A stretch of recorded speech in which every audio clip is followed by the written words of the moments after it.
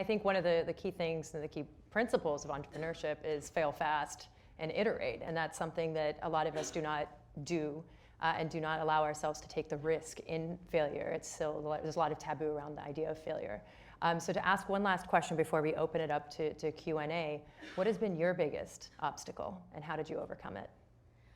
It's interesting. When we started Foreign Policy Interrupted, and when I set out to do my book, I'm so excited, like we're going to go and do this, and I had this one opportunity where a producer from a major television show called up, and she said, "We love what you're doing with Foreign Policy Interrupted, and we want to embrace, we want to have more women on our show. Could you recommend someone who knows about Turkey?" And I kind of sat there and I was just like, well, I kind of started this organization, maybe I should volunteer myself, but I actually had to stop and I thought, well, like, who am I? Like, I can't possibly, like, why, I can't possibly go, I'm not qualified to do that. And this own psychology that I think society has, conditioned a lot of women to believe that, you have to have a PhD or you have to have written 5 books in order to actually go out there and talk about these things. And so I stopped and I said, okay, I started this organization precisely because we have this problem where women don't raise their hands, so you have to raise your hand. And I said, yes, me.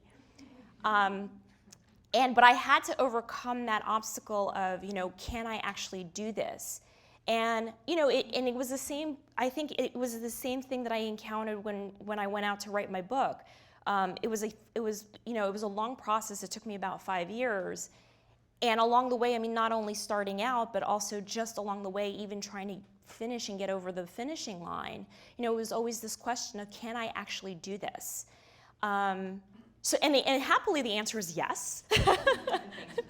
Happily, the answer is yes. But I think that because there aren't a lot of examples out there, and just the networks that you're in, I think just that the obstacle, the psychological obstacle that I had created in my own head to believe that I wasn't good enough to do it, I just had to overcome that, and I'm happy that I've actually put that aside.